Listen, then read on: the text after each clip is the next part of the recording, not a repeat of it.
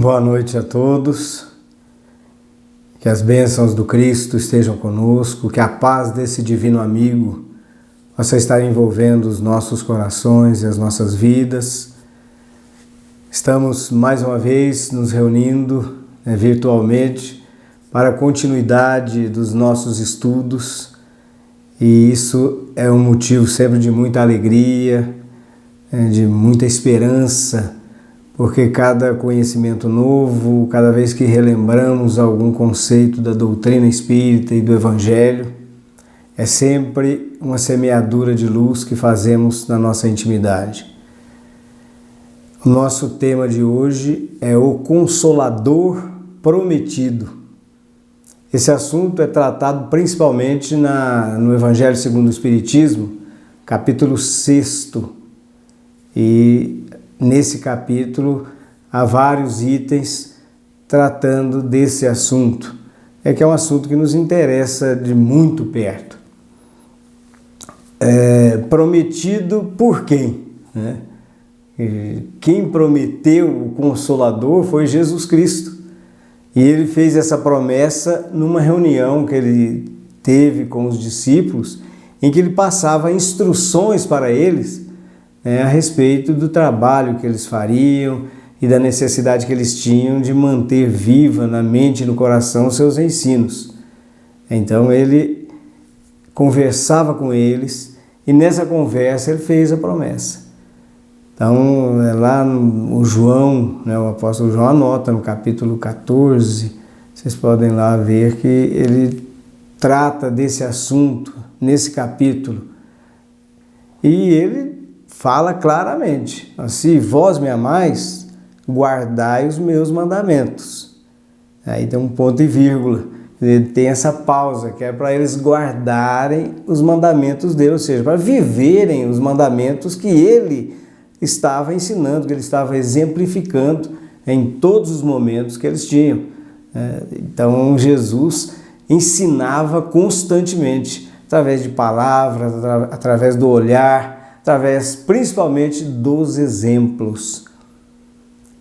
E ele, numa dessas conversas, ele falou claramente: se vós me amais, guardai os meus mandamentos.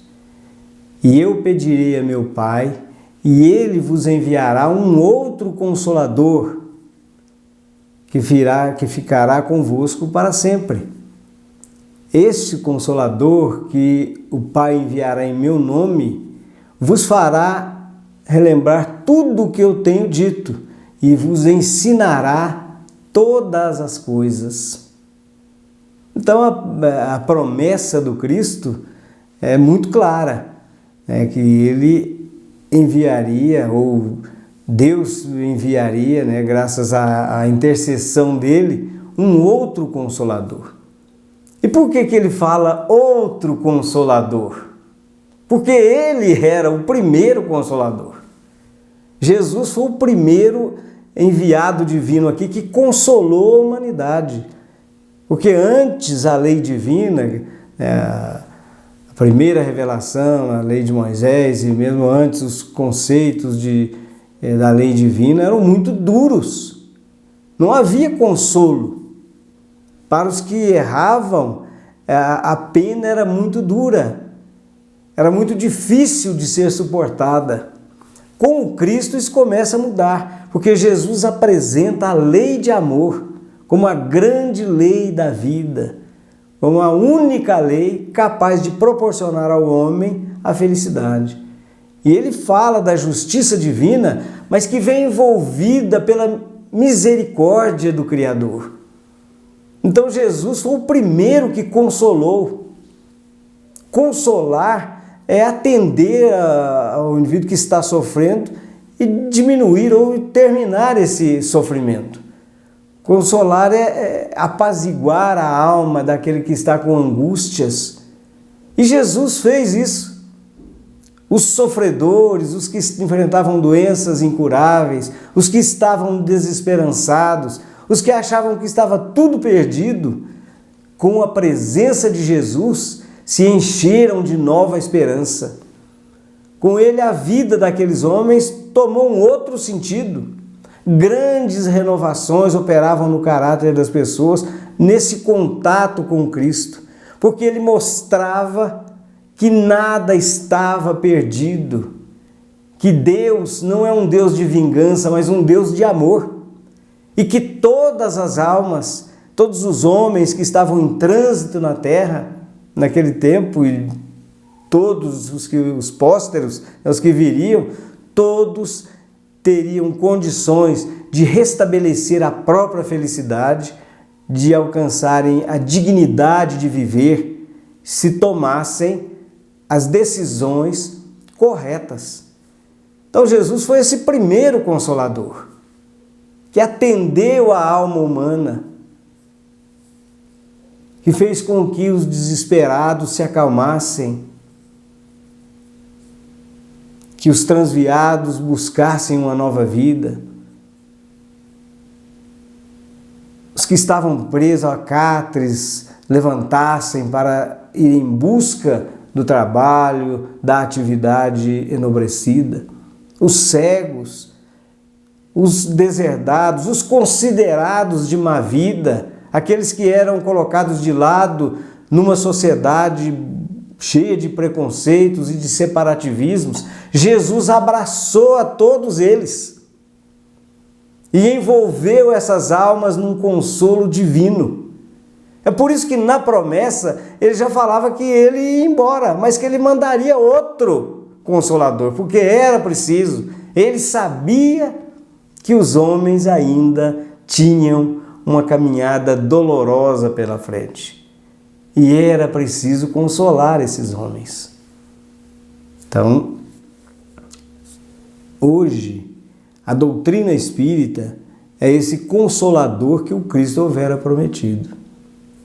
Porque a doutrina espírita nos relembra tudo o que o Cristo disse. Aliás, Kardec enfatiza que a doutrina espírita trata tão somente da moral evangélica. Todos os outros atos da vida do Cristo, os atos comuns, isso a doutrina não entra, não trata disso, porque não importa para o homem. Para o homem importa a moral evangélica, porque é essa que tem a força transformadora, é essa que orienta os passos dos homens. Mas discussões estéreis sobre o Cristo, sobre o Messias, isso não leva a nada. Agora, todos os ensinos morais, estes sim, representam o roteiro de luz, iluminando o caminho da humanidade. Então a doutrina trouxe de volta Jesus. É Jesus conosco outra vez, falando-nos na simplicidade, alcançando o terreno das nossas almas. E além de relembrar Jesus Cristo, a doutrina espírita, que veio, devido à bondade de Jesus Cristo e a sua promessa, veio e está nos ensinando todas as coisas. Tudo que interessa ao homem nesse aspecto da sua vida, no aspecto de conhecer quem ele é realmente, de saber quem é ele, por que ele está aqui, para onde ele vai, qual a razão das dores, por que uns sofrem mais, outros menos, por que há tanta desigualdade no mundo. Se Deus é justo, por que há tantas diferenças? Então a doutrina vem trazendo todo um conjunto de conhecimentos para nos esclarecer que todas as almas, todos os espíritos são criados simples e ignorantes e que é dado a todos eles oportunidades, N oportunidades de progredirem, de crescerem. As diferenças que existem no desenvolvimento das almas, por exemplo, igual um planeta igual ao nosso, se dá em face do aproveitamento que cada um tem das experiências que vive. É o uso do livre-arbítrio. São as escolhas que ele faz. E nos fala dos sofrimentos, das causas das dores. Que Deus, sendo justo, a dor que nos alcança é justa. Ou é uma falta que nós cometemos nessa vida, ou são faltas de vidas passadas. Às vezes, muitas dificuldades e lutas intensas que a gente passa aqui, talvez nem sejam faltas ou dessa vida ou de vidas anteriores, mas simplesmente experiências que nós, como espíritos eternos, precisamos para avaliar como que estamos na questão do nosso amadurecimento moral. Muitas almas pedem aqui muitas lutas, exatamente porque sabe que essas lutas é que faz com que os valores que elas já trazem no coração possam se acentuarem, se fortalecerem, preparando-as para tarefas maiores no futuro. Só que essas dores, essas dificuldades, a doutrina espírita nos esclarece, sempre vem na medida da nossa capacidade de suportar, de viver e de realizar. Nada é colocado no nosso caminho que não seja possível a gente vencer. É nisso que funciona essa misericórdia divina, que dosa as dores, as dificuldades, os percalços, para que a gente tenha condições, se a gente viver bem ou buscar o melhor caminho, a gente tem plenas condições de vencer todas essas dificuldades. Então a doutrina espírita nos fala assim mais claramente a respeito da vida espiritual. A realidade espiritual. Ela nos mostra a vida espiritual não como uma vida vaga, sem sentido, mas como uma vida intensa, que os espíritos participam através do seu corpo espiritual, e é uma vida de relacionamentos com outros espíritos, de trabalhos, de estudos, muito mais intensa do que essa aqui que nós vivemos. Mas Jesus já tinha mostrado aos discípulos a realidade da vida espiritual. Ele próprio levou algum deles para o monte, e lá diante dos discípulos atônitos, ele se transfigura e igualmente conversa com as almas, com os espíritos. Moisés, e me fugiu a memória aqui, o outro espírito, mas é um atestado vivo de que os espíritos continuam a sua trajetória. Elias, Moisés e Elias, ele encontra com eles no Monte Tabor, eles todos transfigurados. Os discípulos ficam atônitos. Por muito pouco não perdem a razão, porque eles falam, vamos fazer 3 tendas, mestre, uma para cada um. Eles ficam deslumbrados com a luz que eles percebem. Então Jesus mostra para eles naquele momento, olha, a vida continua, a morte não é o fim.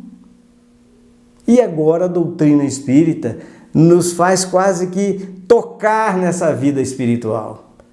Porque a doutrina, na sua codificação, lá nos primórdios, quando começou os fenômenos das mesas girantes, os objetos se movendo, encheu de experiências muitos homens de luzes que puderam estudar esses fenômenos e perceberam que por trás de mesas girando havia uma inteligência. E depois, estabelecido um meio de comunicação, essa inteligência se revelou. Falou, nós somos os espíritos, somos aqueles que viveram aí. Allan Kardec diz que ninguém tinha pensado nos espíritos para resolver o problema das mesas girantes, porque antes se achava que era uma força física, uma força mecânica qualquer. Mas a partir do momento que os fenômenos começaram a dar sinais de inteligência, só espera aí tem alguma coisa. E de hoje, nos tempos que vivemos, nós tivemos aí na história do espiritismo grandes médiuns com fenômenos e mais fenômenos para todos os que querem estudar, comprovarem comprovarem a existência e a imortalidade da alma. Então a doutrina espírita mostra isso para a gente também. Mas muitos podem até se perguntar, isso está no Livro dos Espíritos, lá na pergunta 627. Kardec pergunta, fala, mas se Jesus ensinou toda a lei de Deus, qual a razão dos ensinos dos Espíritos? Terão eles alguma coisa para nos acrescentar? Quer dizer, mais ou menos assim, vocês consultem, vão ver que esse é o sentido.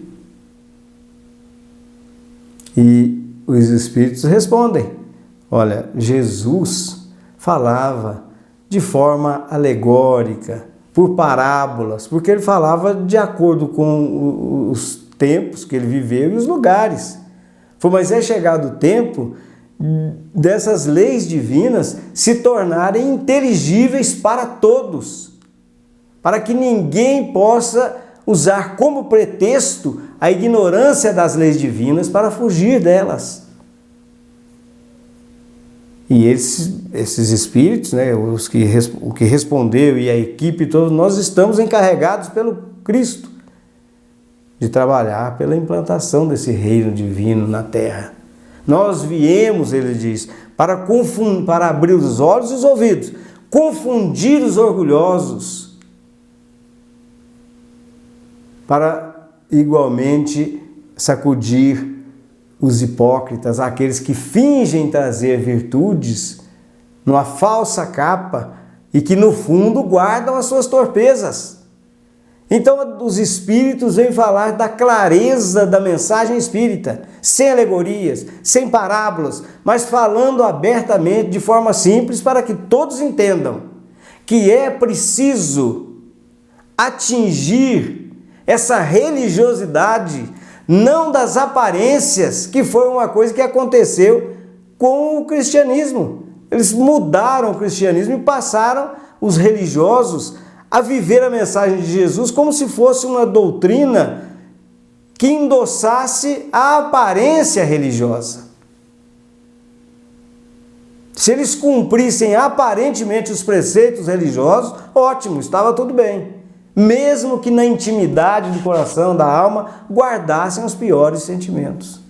Então os espíritos vieram para sacudir isso aí, para mostrar que a religiosidade real é aquela que nasce no pensamento daquele que se esforça para vencer as inclinações negativas, daquele que trabalha no coração para vencer os sentimentos inferiores.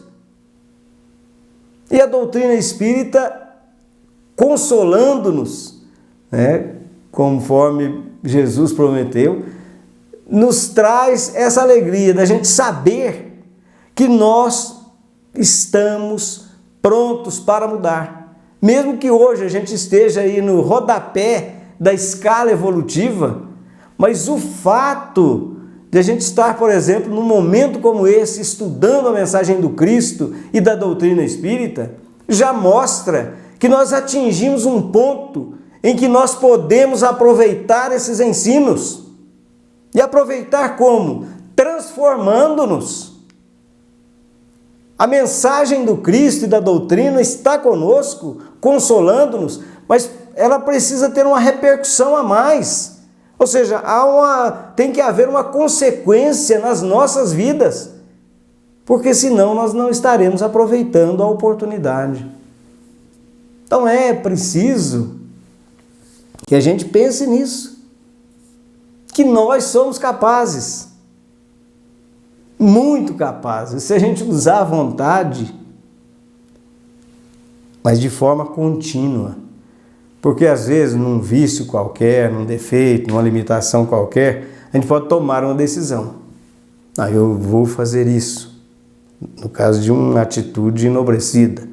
Ou então podemos dizer assim, eu não vou fazer mais isso, no caso de um vício, de um hábito infeliz. Mas aí nós vamos viver. Só que esses hábitos estão conosco há quanto tempo? Não sabemos.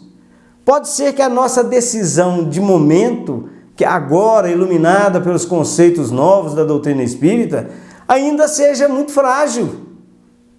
E nesse embate de tudo que já fomos e fizemos, pode ser que a gente ainda fracasse em alguma coisa. Mas isso é a coisa mais normal do mundo, desde que a gente não aceite isso passivamente. Fala, eu sou imperfeito mesmo, vou continuar de vez em quando errando. Não. De novo eu falhei, mas agora eu vou levantar de novo e vou sair mais forte.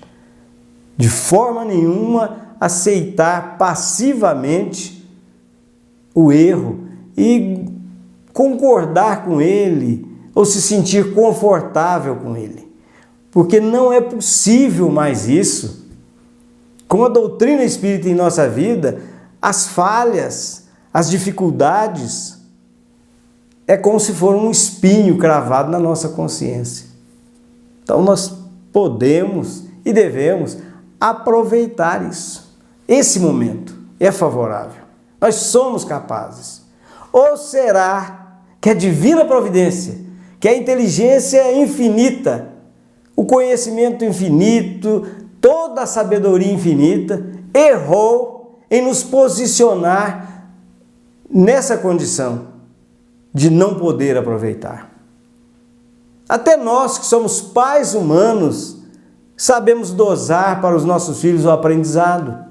Nós não colocamos ele numa escola para estudar física, química, nos primeiros anos. Mas a gente coloca ele no prezinho, daí ele avança no fundamental e vai depois. É uma caminhada. Então, Jesus Cristo nos deu a oportunidade de estarmos estudando a sua mensagem através do Consolador. Por que nós estamos? É porque é possível que a gente aproveite, que a gente faça bom uso e que a gente use esses conhecimentos para acelerar o nosso progresso.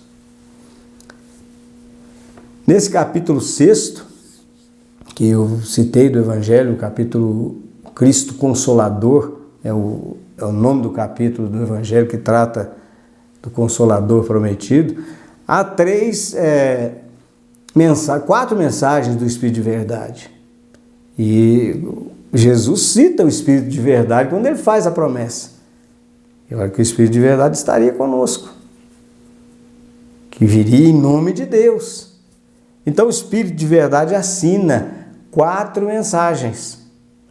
Na primeira delas, ele diz assim, num dos parágrafos, ele diz assim: Espíritas, amai-vos, eis o primeiro ensinamento, e instruí-vos, eis o segundo. Então, olha que concordância com o pensamento do Cristo há 2 milênios, recomendando-nos o amor, para que a gente nos amemos uns aos outros. E a doutrina espírita, com a clareza que ela nos traz, as explicações dos ensinos de Jesus, nos mostra que amar, no sentido mesmo assim, nosso, para a gente aplicar ele, é ser leal, justo, misericordioso, é viver isso, mas não de forma platônica. Não, eu amo a vida, eu amo meus semelhantes, mas não faz nada. Eu amo a natureza, mas também não faz nada pela natureza. Não é esse amor. É o amor que se expressa no relacionamento, tendo por base a caridade. É a gente fazendo aos outros o que a gente gostaria de receber. Esse é o amor que o Espírito de Verdade nos fala, para que haja entre nós. Esse sentimento é que vai nos levar para mais alto. Porque para a gente amar uns aos outros, nós temos que perdoar, esquecer mágoas, não guardar ressentimento de forma nenhuma. Porque esses são sentimentos que não nos interessam mais, que a gente cultivava no passado. E se hoje eles ainda às vezes insistem em permanecer num lugar aqui na nossa alma, é preciso desalojar esses inquilinos, eliminá-los, né? E trazer, né, para a nossa intimidade toda a luz do amor. Mas ele não fala só o amor, esse é o primeiro ensino. Espíritas, instruí-vos, eis o segundo ensinamento. Depois de amar, nós precisamos conhecer, estudar, aprender. Há tanta coisa para a gente aprender. O conhecimento nos livra da ignorância. E o conhecimento nos dá condições de realizar 1000 coisas, N coisas. Porque na ignorância a gente não consegue fazer. Alguém que queira mexer com eletrônica tem que conhecer, vai ter que estudar, aprender. Porque senão aquilo vira uma confusão, ele não sabe onde pôr a mão, o dedo ou uma ferramenta qualquer. Mas se ele estudar, aquilo fica claro para ele. E assim em todas as coisas, em todas as ciências, em todas as artes. Porque tudo isso é divino. Às vezes a gente acha que as leis divinas é só leis morais. Todas as leis da natureza são leis divinas. Todas as ciências. É apóstolo do Cristo e um servidor de Deus, o religioso que está numa igreja fazendo uma pregação nobre, ajudando os fiéis a se reencontrarem, a encontrarem o caminho do bem. Mas é também um emissário divino, um cientista, que às vezes duvidando da própria divindade, se entrega às pesquisas na intimidade de um laboratório para produzir um benefício para a humanidade. São servidores diferentes que reclamam conhecimentos diferentes. Imagine aí o quanto a gente não precisa aprender aqui na Terra. O quanto de instrução não está aí para a gente ir avançando nesse caminho. É preciso aprender, é preciso conhecer. O conhecimento aliado ao amor vai nos garantir o voo, né, dessa libertação espiritual. Aí a gente já terá saído do rodapé da evolução, né, da escala espírita. Aí estaremos lá dos bons espíritos para cima, né? E isso para a alma é um motivo de felicidade que a gente não conhece. Nós sabemos muito bem as dores do remorso, do arrependimento, mas a gente desconhece o estado de alegria íntima que vivem os espíritos, as almas redimidas. O prazer que elas encontram na vida espiritual, a liberdade que elas têm, a luz que envolve elas no caminho que elas estão trilhando. Nós nunca tivemos acesso a isso. Então há a recomendação do Espírito de verdade. Espíritas, amai-vos. Espíritas, instruí-vos. Só aí já nós temos um roteiro para várias e várias reencarnações. Mas há outras mensagens nesse capítulo. Depois vocês leem, estudem esse capítulo. Numa outra mensagem, o Espírito de Verdade diz mais ou menos assim: Espíritas, traçai o vosso sulco, recomeçai no dia seguinte o rude trabalho da véspera.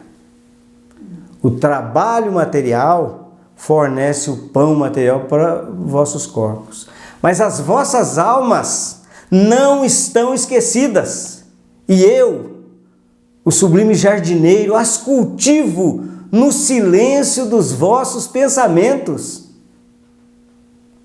Quando chegar a época do repouso, quando a trama dos vossos dias escapar das vossas mãos, quando os vossos olhos se fecharem para a luz, vereis germinar na intimidade a minha preciosa semente. E as vossas dores, as lutas de hoje constituirão um tesouro que os farão resplandecente nas esferas divinas. Às vezes a gente trabalha, faz uma coisa, outra, a gente aparentemente envolvido na vida material, nós não percebemos progresso. Os trabalhos que a gente faz, os esforços que a gente faz para dominar as inclinações más, o esforço que a gente faz para vencer o egoísmo e atingirmos os níveis do altruísmo. Ninguém é testemunha, nem nós mesmos conseguimos enxergar muito progresso, porque percebemos a extensão das dificuldades que trazemos e sentimos que a gente não avançou nada.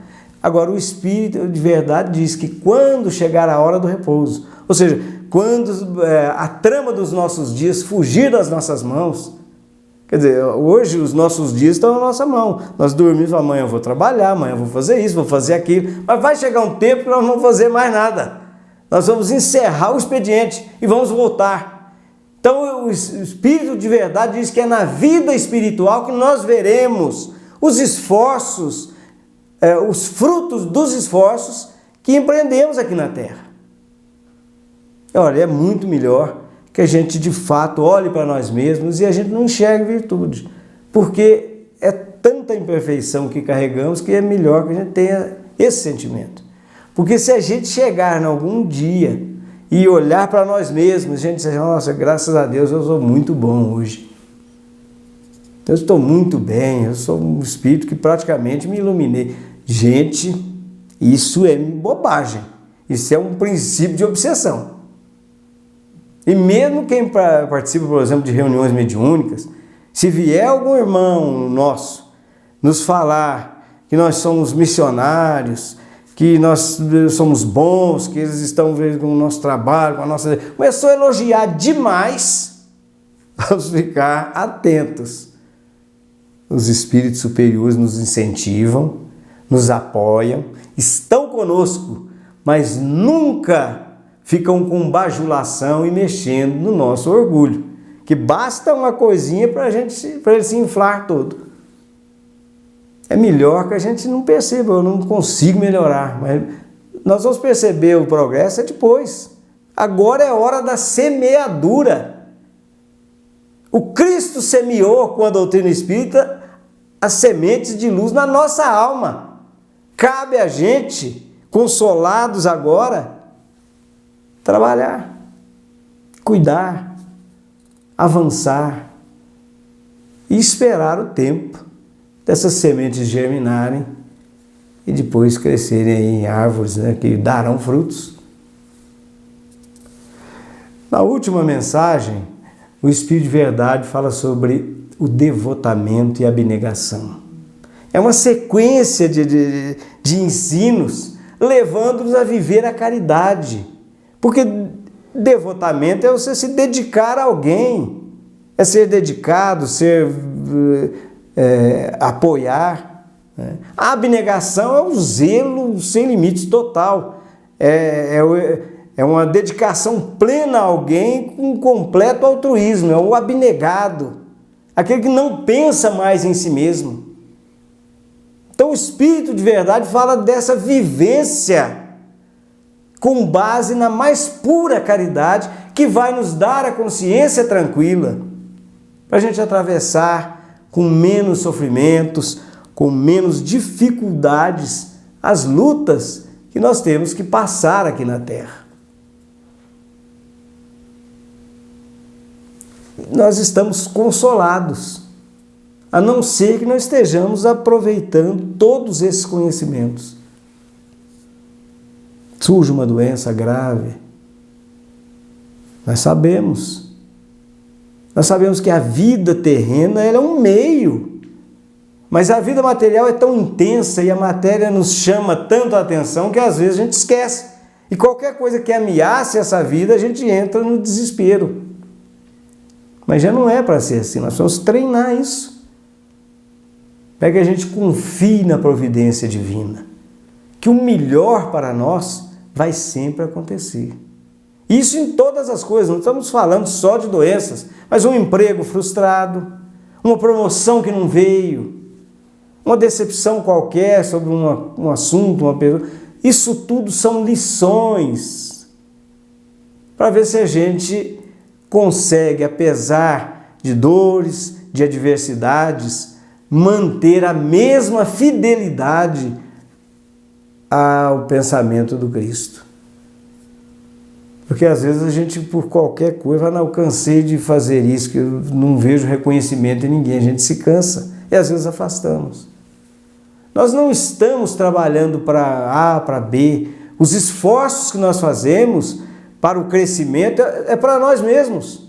Nós temos um compromisso com a nossa consciência, com Cristo e com Deus. Lembremos-nos de Jesus Cristo. Qual foi o reconhecimento da humanidade para Ele? Pelo consolo que Ele trouxe, pela mensagem do amor vivida. Não foram honrarias e reconhecimentos, mas foi uma cruz. Foram os pregos. E por que a gente que traz tantas necessidades e tantos débitos, íamos querer uma vida tranquila, sem problemas, porque estamos estudando a doutrina, ou estamos participando de uma atividade ou outra? Basta que a gente recordar que ainda o nosso planeta é de provas e expiações.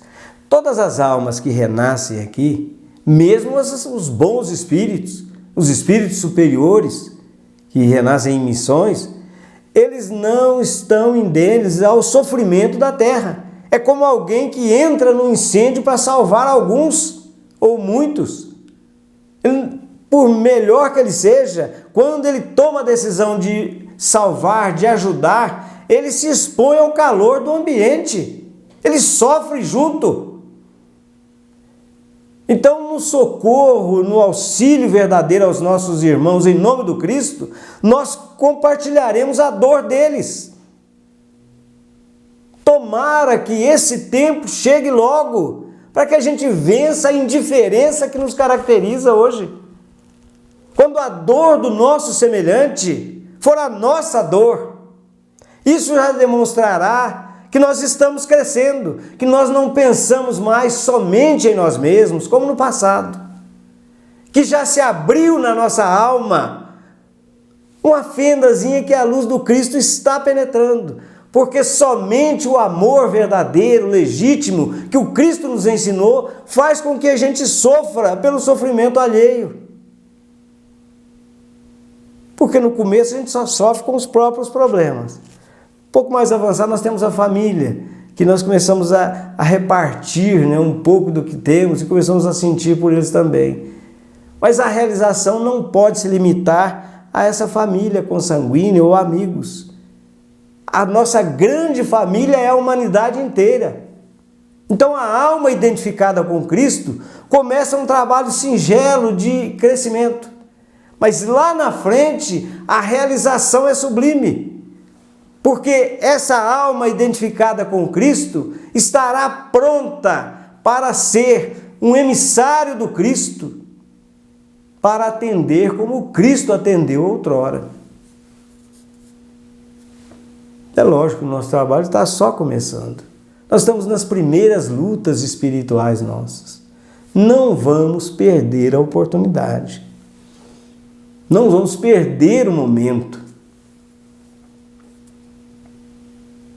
Esse momento é importante.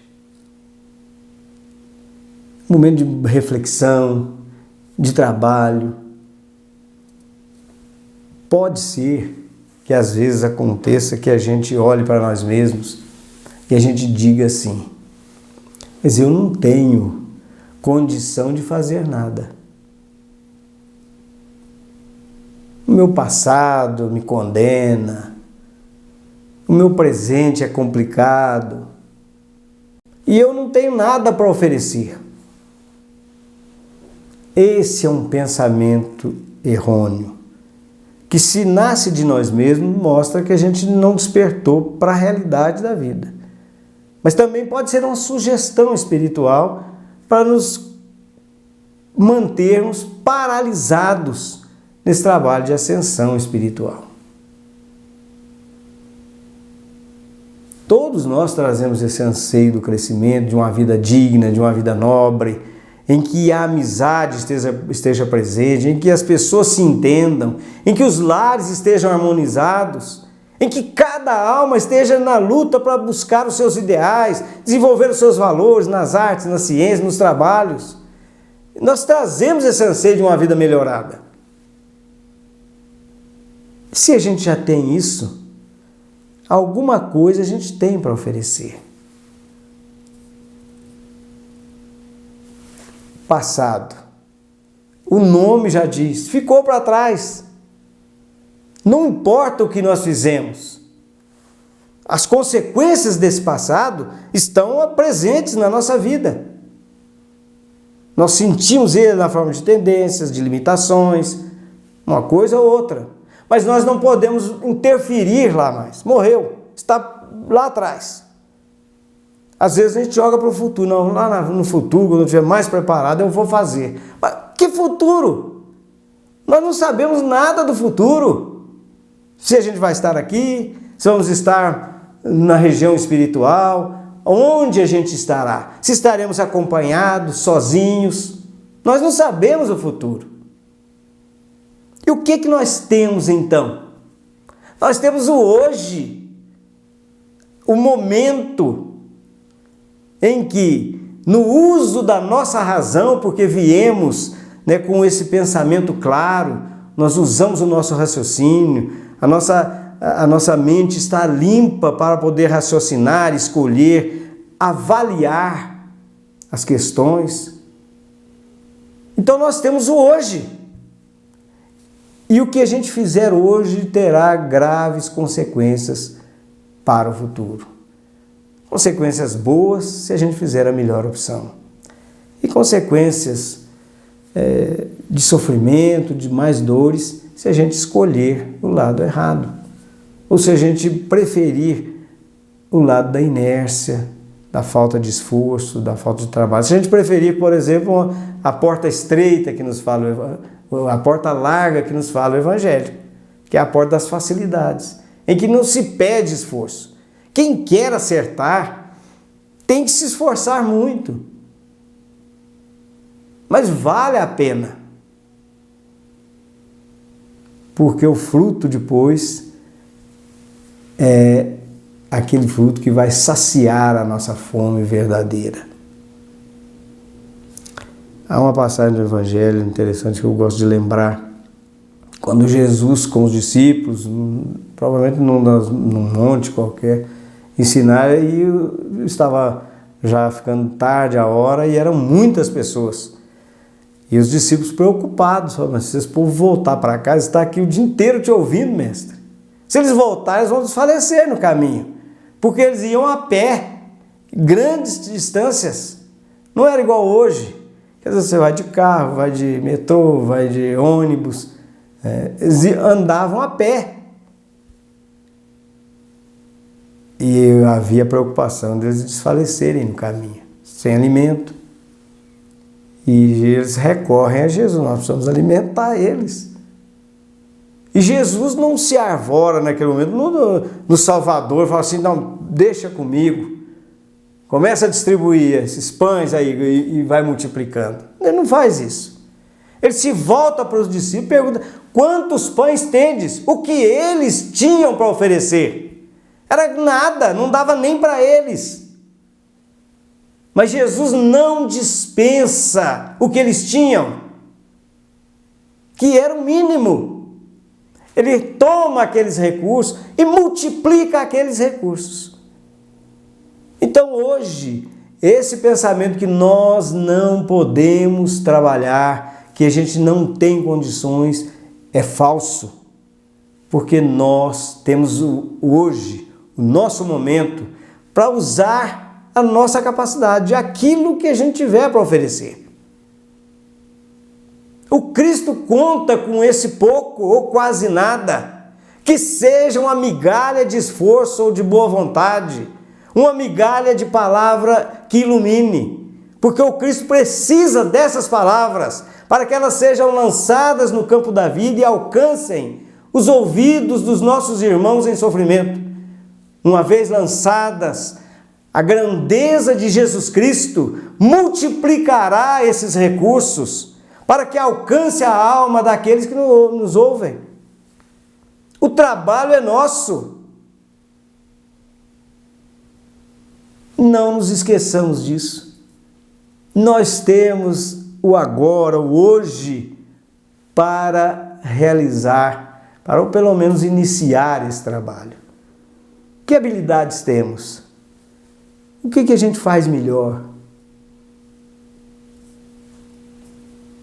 Eu estou me lembrando aqui de Paulo, o apóstolo, que ele foi um grande orador, mas quando ele se converteu ao cristianismo, muitas perseguições, muitas dificuldades, que ele tentou usar o dom da oratória dele, que ele era grandioso na arte da oratória, ele percebeu que as palavras não vinham, que as ideias, apesar de às vezes intensas, grandiosas, não se expressavam, ele não conseguia falar. Tanto é que ele foi assim, gentilmente afastado do trabalho de pregação. Isso nos diz Emmanuel, no livro Paulo e Estevão. Mas aí o que ele faz? Ele não abandona, fala, não consigo falar mais, então eu estou fora desse trabalho. Já que ele não podia fazer esse trabalho da oratória, que foi relegado a um segundo plano na divulgação do cristianismo, ele ficava na porta da igreja, que normalmente ele que tinha fundado, ia recebendo o pessoal. Falou, gente, hoje nós vamos estudar isso, esse assunto, vocês podem sentar. E ele já preparava as almas para receberem as sementes do Evangelho na intimidade. E ele fez esse trabalho muito tempo. Um dia, o orador oficial da noite não pôde comparecer e, por eles acharem que o público não exigia muito, pediram para o Paulo fazer o estudo daquela noite, conduzir a exposição. E naquele dia destrava de novo a garganta, a voz, as cordas vocais de Paulo. E ele mostra Jesus Cristo numa grandiosidade e numa luminescência que eles nunca tinham visto. Ele dá vida aos ensinos do Cristo. E a partir daquele momento, nunca mais ele parou de pregar a mensagem espírita, a mensagem cristã. Mesmo quando preso, não podia fazer isso, ainda assim, o seu pensamento vigoroso continuou alcançando as comunidades através de cartas, de epístolas, que enriqueceu em muito os estudos de todas as igrejas, e casas cristãs daquele tempo. Então, o Cristo prometeu o Consolador. A doutrina espírita está conosco. Vamos aproveitá-la. Um abraço a todos, esperando sinceramente que os lares estejam todos envolvidos na paz desse Divino Mestre. Que nós aproveitemos bem o Consolador que está conosco. Muito obrigado. Até uma outra oportunidade.